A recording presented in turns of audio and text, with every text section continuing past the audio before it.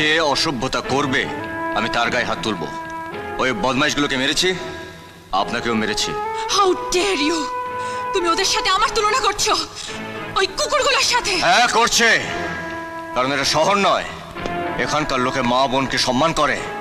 ওই কুকুরগুলো আপনার সঙ্গে অসভ্যতা করেছে তাই ওদের মেরেছে, আর আপনি এই পোশাক পরে কুকুরগুলোকে খেপিয়ে তুলেছেন তাই আপনাকে মেরেছে।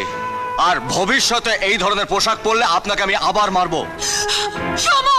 এই সব গন্ডগোলের মূলে আপনারা।